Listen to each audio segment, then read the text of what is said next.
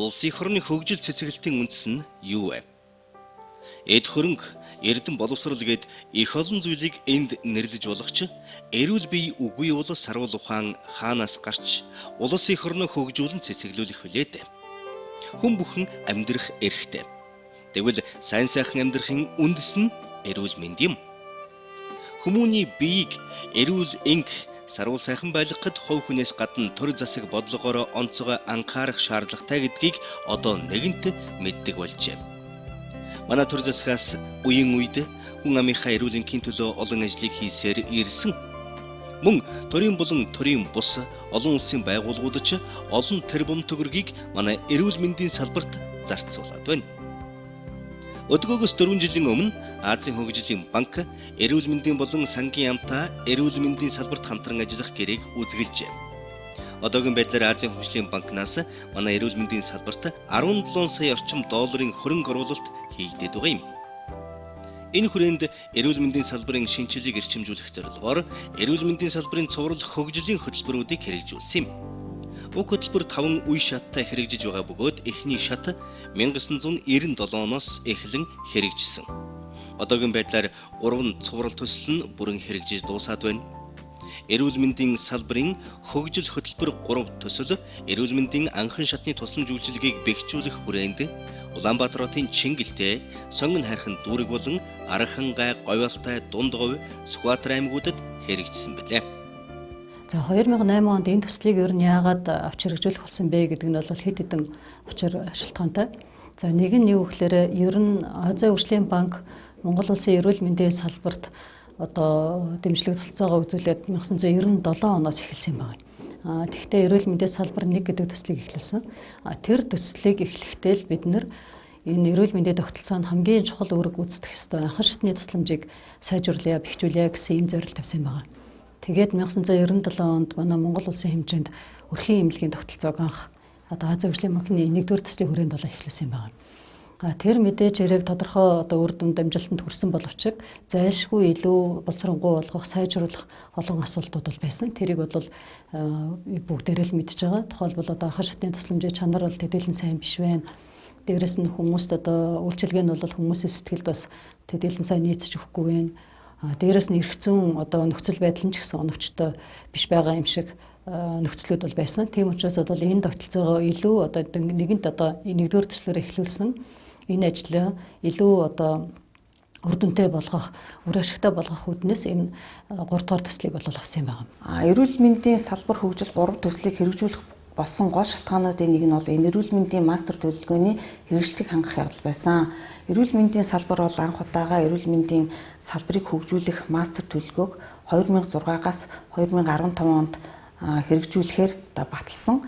Энэ цаг үе нь бол энэ 3-р төслийг хэрэгжүүлэх цаг үетэй тохирсон. Энэ нь бол энэ мастер төлөвлөгөөний хүрээнд тусгагдсан анхан шатны тусламж үйлчилгээг бэхжүүлэх, цаашид улам боловсронгуй болгох энэ зорилтуудыг хэрэгжүүлэхэд томоохон ач холбогдолтой болсон юм аа.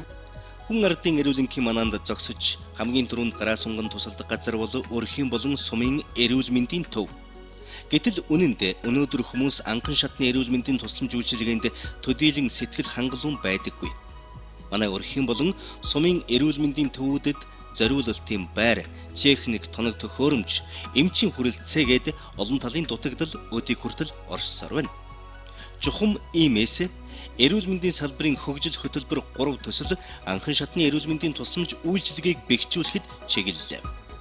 Эрүүл мэндийн тусламжийн хамралт, хүртээмж, хэрэглээг нэмэгдүүлэх, ялангуяа их хүүхэд, ядуусуулан эмзэг бүлгийнхэнд өрөх, сумын эрүүл мэндийн төвийн үзүүлэх мэрэгжлийн тусламжийг сайжруулахад чиглэсэн дараах ажлуудыг хийжээ. Сүхбаатар аймаг салбар хөгжил 3 төслийн хүрээнд маш олон ажлуудыг хийсэн. Үүний нэг жишээ нь бол орон нутгийн анхан шатны эрүүл мэндийн төвүүдийн үйл ажиллагааг доктортой байлгах. Дээрээс нь эмч эмнэлгийн мэргэжилтэнгүүд үйлчлүүлэгчдийн айтгатай байдлыг хангах, заавал нь ажлын орчин нөхцөлийг сайжруулах чиглэлээр маш олон ажлуудыг хийгдсэн.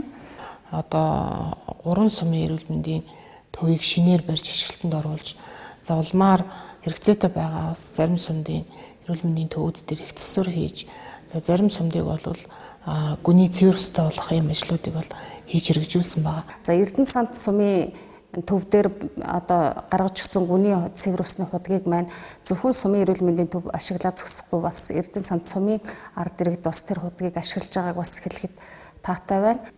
За түүнээс гадна суур тусламжийн нэгжүүд дээр нэг анхаарсан зүйл бол энэ нөхөн сэргийн хэмчилгээний асуудал дээр анхаарсан. Үндсэндээ манад хэрэгжиж байгаа бүх сумын эрүүл мэндийн төв, өрхийн эрүүл мэндийн төвүүдээр ПЭЦ хэмчилгээний нийтдээ 18 төрлийн багажлагын төхөөрөмжийг сум өрхийн эрүүл мэндийн төвүүд болгон дээр бол нийлүүлсэн. Нийтдээ 310-аад 10 гаруй сая төгрөгийн тоног төхөөрөмжөд бол нийт өрхийн эмнэлгүүдэд бол нөхсөн байгаа. Багш тоног төхөөрөмжүүд алдуулаад ашиглалтын сургалтуудыг бас хийж чадсан. За яг энэ цаашдаа энэ эмгүү эмчилгээний хүн сэргээх ПЭЦ эмчилгээний багш тоног төхөөрөмжүүд дээр ажиллах эмнэлгийн мэрэгчлэлтнийг бол мэрэгшүүлэн сургацсан нараа бас их тав байсан гэж ингэж хэлмээр байна. Энд орон нутагт уламжлалт эмчилгээ. За өөрөөр хэлэх юм бол одоо хэвтэлтийн дараах хүн сэргээх эмчилгээг хийхэд бас одоо тус төхөн болсон ийм сайхан ажил болсон. Төслийн хэрэгжсэн 5 аймгийн нэгдсэн эмнэлгийн барилгын их засвар 10 сумын эмнэлгийг шинээр барьж, сумын эмнэлгийн их засварыг хийсэн. Хөрөнгө оруулалтын томоохон ажлууд хийгдэж, эрүүл мэндийн салбарын дэд бүтэц, тоног төхөөрөмжийг сайжруулахад томоохон хувь нэмэр боллоо. Мөн тэлээ ангаах ухааны технологиг ашиглах чадварыг бий болгох, одоогийн эрүүл мэндийн мэдээлэл програм хангамжийг сайжруулах, эрүүл мэндийн тусламж үйлчилгээний мэдээлэл цуглуулах тогтолцоог боловсруулангуй болгох, төгсөлтийн дараах сургалтанд одоогийн тогтолцоог бэхжүүлэх зорилгоор 5 аймаг 2 дүүргийг улсын хэмжээний тэлээ ангаах ухааны сүлжээнд холбож шаардлагатай тоног төхөөрөмжөөр хангаж суурилуулдаг байна. Энэ телемедицины тоног төхөөрөмжөөр бид нэр 38 орчим хүнд яаралтай одоо зөвлөгөө авсан байна. Тусламж үйлчилгээ 3 дахь шатлалаас шууд одоо мэрэгжлийн багш нар профессорудаас зөвлөгөө аваад ингээд одоо онцлогоо эмчилгээний асуудлыг шийдэж чадсан. За түүнээс гадна тэлээ хагалгаа бол бас хийсэн. Одоогийн 2013 оны одоо тайлангаар бид нэр 2 хагалгааг тэлээ хагалгаа хийсэн.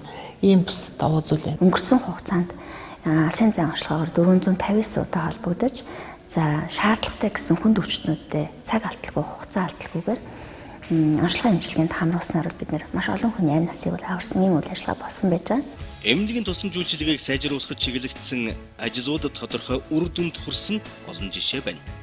Юун түрүүнд өрхийн эрүүл мэндийн төвийн зохицуултын үндэс суурилсан хууль, дүрм журмуудыг сайжруулахад анхаарч ажиллаа. Үүний үр дүнд 2013 оны 5 дугаар сард эрүүл мэндийн яамнаас гаргасан өрхийн эрүүл мэндийн төвөөр үзүүлэх тусламж үйлчилгээний шинжилгээний 3 жилийн стратегид төслийн зөвлөх багийн зөвлөмжүүд тусгалан олсон юм. Тухайлбал өрхийн эрүүл мэндийн төвд тургивчилсан онцлогын аргаар хийх лабораторийн шинжилгээний нэр төрлийг нэмэгдүүлэх юм. Өрхийн эрүүл мэндийн төв, эрүүл мэндийн нэгдэл, засаг даргын тамгын газрын хамтарсан гурвалсан гэрээг дүгнэх шалгуур үзүүлэлтүүдийг шинжилэх юм. Мэргэжсэн өрхийн эмч, сувилагч нарыг өрхийн эрүүл мэндийн төвд ажилуулах нөхцөлийг цалин урамшуулалтаа уялдуулах асуудлыг холбогдох дүрм журам тусган эрх зүйн орчинд бүрдүүлэх. Эмнэлгийн мэргэжилтний хөгжлийн зураглал, ажлын ачааллыг тооцсон цалингийн урамшууллын механизмыг нэвтрүүлэх, журам боловсруулах юм. Гүйцэтгэлийн үр дүнд тулгуурлаж, өрхийн эрүүл мэндийн төвийн санхүүжилтийг боловсронгүй болгох журам боловсруулсан байна. Анхан шатны тусламжийг бэхжүүлэх тал дээр бол нэлээд олон дөрвтэй шийдвэрүүд бол гарсан. Сайн шийдвэрүүд гарсан гэж би үзэж байна. Магадгүй өнөөдөр тэр нь шууд хүнд ингээ баригдаад харагдчихгүй байж магадгүй. Энэ бол үр дүнгээ өгөхөд хэдэн жил болох байх. Хэдэн жилийн дараа бол гарцаагүй бол энэ гаргасан шийдвэрүүд бол зөв болсон гэж би үзмээр байна. Тэрний одоо хамгийн гол нь жишээлбэл одоо энэ өрхийн эмнэлгийн тогтолцоог илүү доктортой болгох, илүү сайжруулах, одоо яг л одоо хувийн хэмжлийн байгууллага улстай гэрээ хийгээд ажиллах тийм нөхцлүүдийг бүрдүүлэх. Дээрээс нь өрхийн эмнэлэг цаашдаа одоо тэр санхүүжилтийн хэмжээг нь жоохон нэмэгдүүлээд өгөх юм бол цаашаа бол хөгжөөд сайхан явчих бол болцоо нь бол бүрдсэн гэж би бодож байна. Эрх зүйн хувьд гарч ах одоо тушаал шийдвэр одоо хувьд бол нэлээд оновчтой болсон гэж бодож байна. За сумын эмнэлгийн түвшинд ч гэсэн мөн ялгаагүй. Ер нь ямар үйлчилгээг сумд нь үзүүлээд ямар аймаг руу явуулах юм? Сумын эмнэлгийн одоо үүрэг хөрөөл нь юунд байх юм? Энэ талаар бол нэлээд дөрвтэй чиглэлүүдийг бол гаргаж өгсөн гэж ойлгож байна.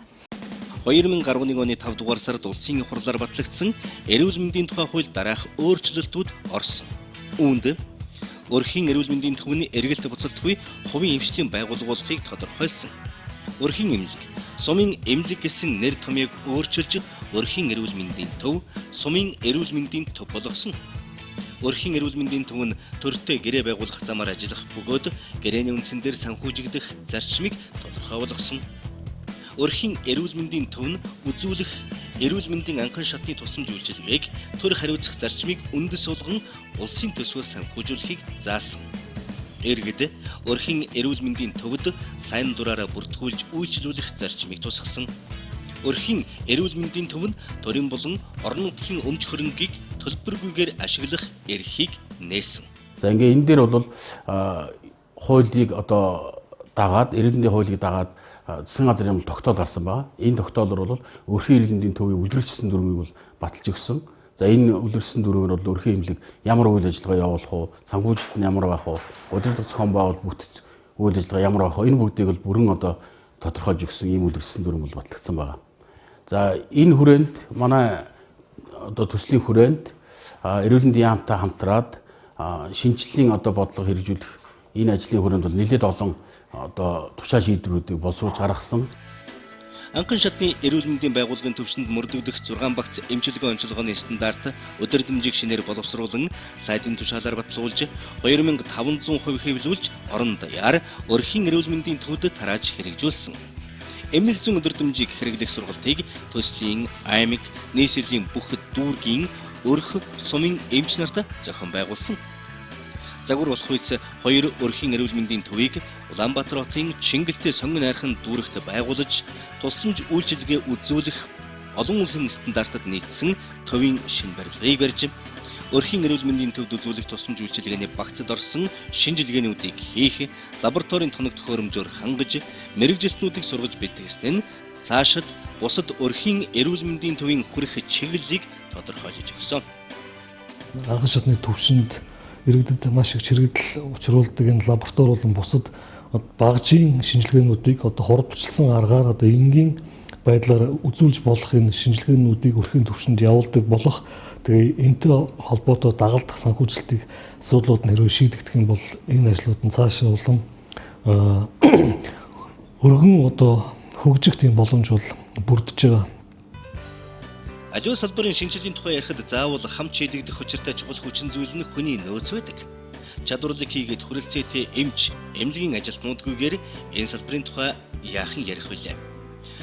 Чухам иймээс эрүүл мэндийн салбарын хөгжлийн хөтөлбөр 3 төслийн үндсэн 3 дахь чиглэл нь хүний нөөцийн хөгжлийг сайжруулахад чиглэгдсэн.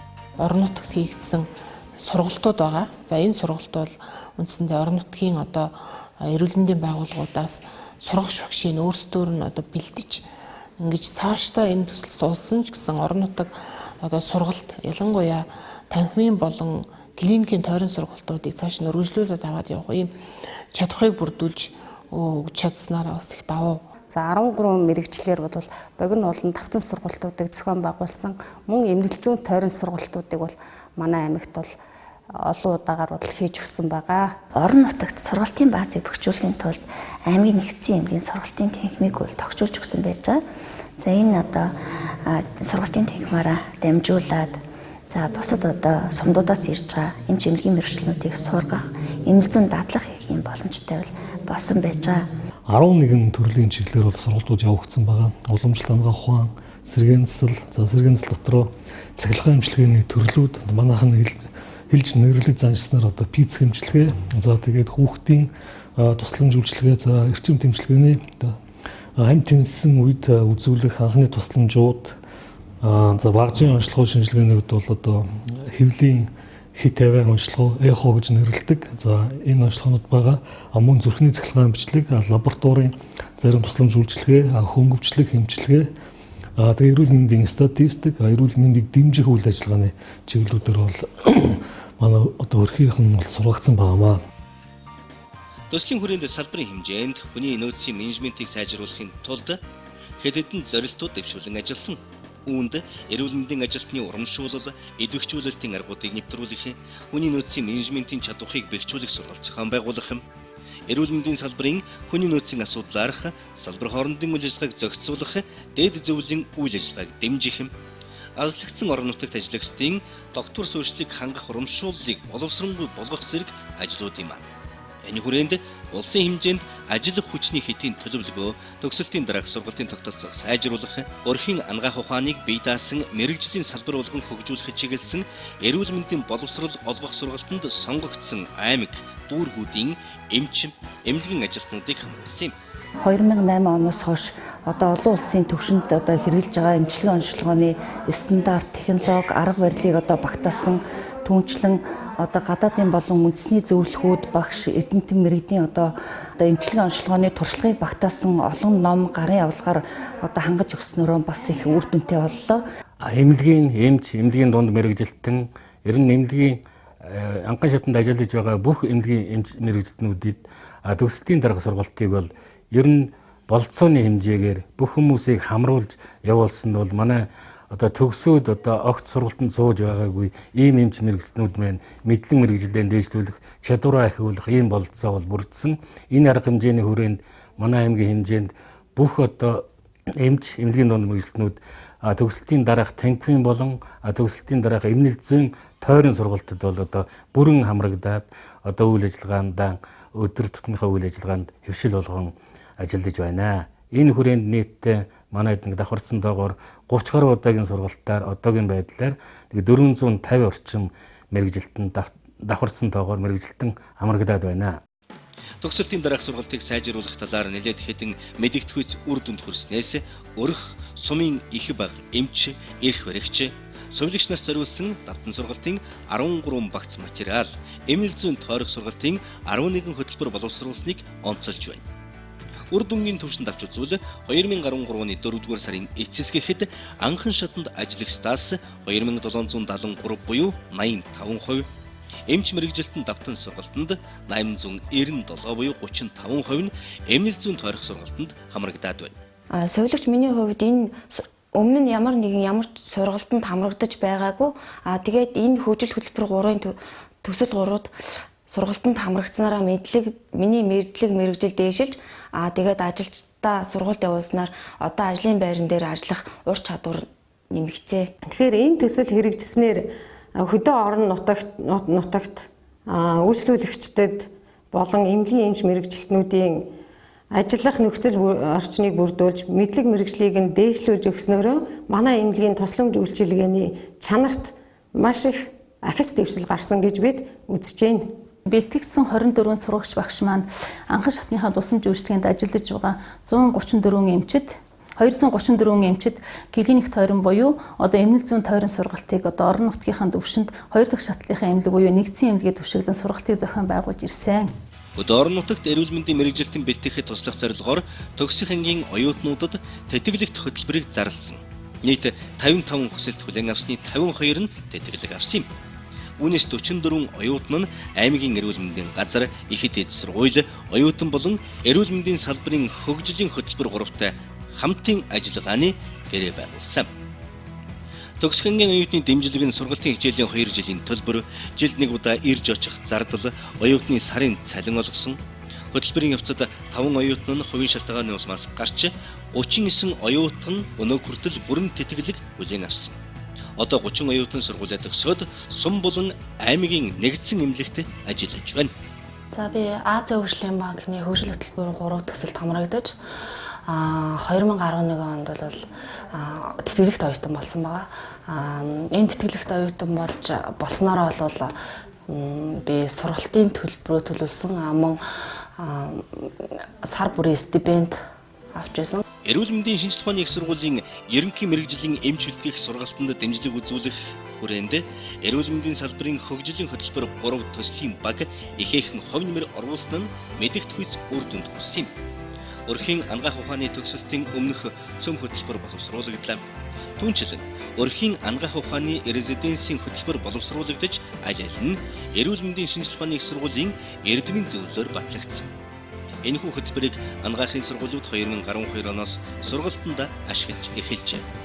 Дараагийн нэг үр дүн бол өрхийн анагаах ухааны багшийн болон оюутны гарын авлага, өрхийн анагаах ухааны сурах бичгийг орчуулж сургалтанд ашиглаж эхэллээ. За энэ номыг бид нар сургалтандаа ашиглаж өнөөдөр өрхийн эмнэлэг дээр ажиллаж байгаа эмчнэрт зориулагдсан байдлаар бичсэн хамгийн их давуу талтай боллоо.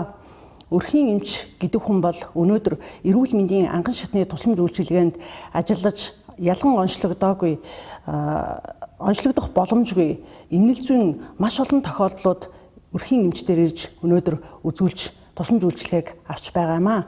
За энэ тусламж үйлчилгээг үзүүлэхэд бидэнд маш олон талын мэдлэг, маш олон талын чадвар, дадал бидэнд өнөөдөр хэрэгтэй болдог.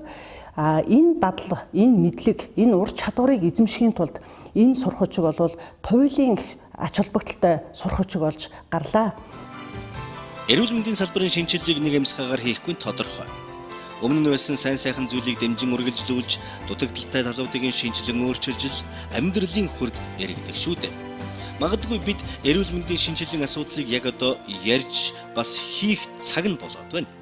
Бидний хийж хэрэгжүүлсэн бас үндэс үүрийг нь тавьсан олон ажлын үр дүн ирээдүйд ч улам тод гарах болно гэдэгт итгэлтэй байна. За энэхэд төсөл нь Азийн хөгжлийн банкны өмнө нь хэрэгжүүлсэн төслүүдийн үзэл санааг үргэлжлүүлж хэрэгжилтийг нь одоо гүнзгийрүүлснээр маш чухал ач холбогдолтой төсөл хөтөлбөр боллоо. За энэ одоо төслийн хүрээнд анхан шатны тусламж үйлчилгээний хууль эрх зүйн орчин, за тэнд шаардлагатай одоо бүх одоо зохицуулалтын механизмуудыг бүрдүүлж чадсан нь одоо маш их чухал ач холбогдолтой болсон юм аа.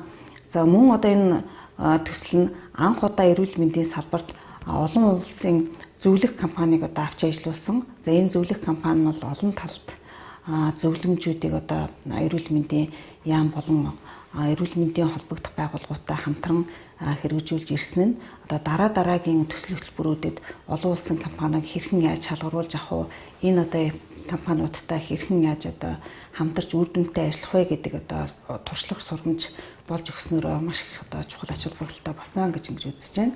За төслийн хүрээнд анхан шатны тусламж үйлчилгээний хүрээнд байрлал, байшин, тоног, төхөөрөмж, хүний нөөцийн сургалт, за хууль эрх зүйн орчин, түүнийг дагалдаж гарах журмуудыг, стандартуудыг бүгдийг нь одоо цогцоор нь одоо боловсруулж өгсөн нь цаашдаа бол анхан шатны тусламж үйлчилгээг өргөжүүлж үйл ажиллагааг нь бэхжүүлэхэд одоо чухал ач холбогдолтой боллоо. Мөн одоо 2 болон 3 дугаар шатлал руу явах одоо энэ урсгалыг тодорхой хэмжээгээр багасгах, за анхан шатны тусламж үйлчилгээний төвшөнд өвчин эмгэгээс одоо урьдчилан сэргийлэх, бусад одоо талуудтай хамтран ажиллах ийм одоо боломж нөхцлүүдийг бүрдүүлж өгснөөр одоо маш их чухал ач холбогдолтой болсон гэж ингэж үзэж байна. Эрүүл мэндийн салбарын хөгжил хөтөлбөр 3 төслөөр Архан, Гай, Сүхбаатар, Дундговь, Говьалтай, Төв аймагуудад эмнэлгийн шинэ барилга, засвар үйлчилгээнд нийтдээ 5.7 тэрбум, аймгийн нэгдсэн эмнэлэг, сум, өрхийн эрүүл мэндийн төвүүдэд эмнэлгийн тоног төхөөрөмжөөр хангахад нийтдээ 5.2 тэрбум төгрөгийн хөрөнгө оруулалт хийсэн нь хөдөөгийн хүн амд үзүүлэх эмнэлгийн тусламж үйлчилгээний чанарыг сайжруулахад чухал ач холбогдолтой хөрөнгө оруулалт болсон. Эрүүл мэндийн яам Азийн хөгжлийн банктай хамтарч эрүүл мэндийн хөгжил хөтөлбөр 3 энэ хөтөлбөрийг 2008 оноос 2014 он хүртэл амжилттай хэрэгжүүлж дууслаа. За энэ хөтөлбөр бол эрүүл мэндийн салбарын шинжилт бол томоохон хувь нэмэр оруулсан хөтөлбөр байсан гэж эрүүл мэндийн сайдын хувьд өгнөж байгаа. Яагаад гэвэл энэ хөтөлбөрийн хүрээнд эрүүл мэндийн анхан шатны тусламж, ялангуяа эрүүл мэндийн бодлогын одоо цөм болсон нийгмийн эрүүл мэндэд суурилсан эрүүл мэндийн хөгжлийн бодлогыг хэрэгжүүлэхэд энэ хөтөлбөр бол нэлээд их хувь нэмэр оруулсан. Тухайлх юм бол өрхийн эрүүл мэндийн төв, сумын эрүүл мэндийн төв гэдэг энэ одоо байгууллагын статусыг эрүүл мэндийн тухай хуулинд оруулснаар сумын эрүүл мэндийн төв ерөнхий эрүүл мэндийн төв бол нийгмийн эрүүл мэндийн үйл ажиллагааг давуу одоо хэрэгжүүлдэг ийм эрүүл мэндийн байгууллага болсон бол эрүүл мэндийн салбарын одоо хөгжлийн чиг хандлагыг зөв чиглэл рүү явуулахад их онцгой үүрэг гүйцэтгсэн гэж үзэж байгаа. За энэ хүрээнд бол бид нар сумын эрүүл мэндийн төвийн шинжилгээний стратеги, өрхөн эрүүл мэндийн төвийн шинжилгээний стратеги гэсэн ийм хоёр бодлогын том баримт бичгийг гаргаснаас гадна энэ хоёр төвөөрөө үзүүлэх үйлчилгээнийхэн багцыг тодорхойлж стандарт журам дүрмээ гаргаж авсан нь бол үнэхээр энэ анхан шатны тусламжийг сайжруулах зөв чиглэлд нь явуулахад бол онцгой үүрэг гүйцэтгсэн гэж үзэж байгаа. Түүнээс гадна эрүүл мэндийн хөгжил 3 дугаар хөтөлбөрөөр бол эрүүл мэндийн санхүүжилтийг боловсронгуй болгох. За тухайн одоо төсөл хэрэгжиж байгаа аймагуудад 5 аймаг 2 дүүрэгтэй ур чадварын сургалтуудыг эрүүл мэндийн ажилтнуудад мэргэжлийн хүмүүст явуулахад бол ихээхэн бас хувь нэмэр оруулж хөрөнгө зарж сургалтуудыг явуулсан байгаа. За энэ нь бас эрүүл мэндийн анхан шатны одоо төвшөндөө мөн одоо энэ хөтөлбөрийн хэрэгжүүлж байгаа аймагуудад чадахыг өгчүүлэхэд бол бас томоохон хувь нэмэр оруулсан гэж үзэж байгаа. Түүнээс гадна тэл медицинийг аль 2000-аас 2004 оны засгийн газар хэрэгжүүлнэ гэж ярьж байсан боловч олигтой ахиц гараагүйсэн. Тэгээд эрүүл мэндийн хөгжил хөтөлбөрөөс бол 3 дугаар хөтөлбөрөөс үндэсний хэмжээнд тэл медицинийг бий болгоход бол нэлээд их хөрөнгө оруулсны үр дүнд өнөөдөр Монгол улсын 21 аймаг бол тэл медицинд бүрэн хамрагдсан. Одоо энэ нь бол энэ технологиг ашиглаж эрүүл мэндийн салбарын шинжилгээг хийхэд за мөн өртөг зардал багтаа хамгийн үр дүнтэйгээр эрүүл мэндийн одоо энэ бодлогыг хэрэгжүүлэхэд чухал хэрэгсэл болж байгаагаар бол Азийн хөгжлийн банк бас үнэтэй хувь нэмэр оруулаа гэж ингэж үзэж байгаа. Тийм учраас эрүүл мэндийн яам Азийн хөгжлийн банкны хамтран хэрэгжүүлсэн эрүүл мэндийн хөгжил 3 дугаар хөтөлбөр бол Монгол улсын эрүүл мэндийн салбарт түүний хөгжилд, хүний нөөцийн хөгжилд, технологийн шинжилэлд ихээхэн ахиц өөрчлөлт авчирсан сайн хөтөлбөр болж өндөрлөө гэж одоо үр дүнд нь бол манай салбарын сэтгэл хангалуун байгаа. Монгол улсын засгийн газар Азийн хөгжлийн банктай хамтран эрүүл мэндийн салбарын хөгжил хөтөлбөр 3 төслийг 2008-аас 2014 онд амжилттай хэрэгжүүлж дуусч байна. Азийн хөгжлийн банкнаас 1997 онд эхлүүлсэн Монгол улсын эрүүл мэндийн салбарын шинжилгээний хөтөлбөрийг үргэлжлүүлэн эрүүл мэндийн анхан шатны тусламж үйлчилгээг бэхжүүлэх, эрүүл мэндийн даатгал болон санхүүжилтийн тогтолцоог боловсронгуй болгох, хүний нөөцийн хөгжлийг дэмжих, салбарын чадварыг бэхжүүлэхэд энэ төслийн зорилго чиглэгдэж хэрэгжсэн. Сумын эрүүл мэндийн төв, өрхийн эрүүл мэндийн төв байгуулах асуудлыг төслийн хүрээнд боловсруулж, эрүүл мэндийн тухай хуульд нэмэлт өөрчлөлт оруулсан нь эрүүл мэндийн анхан шатны тусламж үйлчилгээг бэхжүүлэхэд салбарын суурь шинжилгээний бодлогын томоохон үр дүнтэй ажилласан гэж дүгнэж байна. Энэ үсийг цаашид үргэлжлүүлэн хөгжил шинжилгээний төлөө бүгдээрээ нэгдэн нийлцгээе. Эрүүл мэндийн салбарын хөгжил хөтөлбөр 3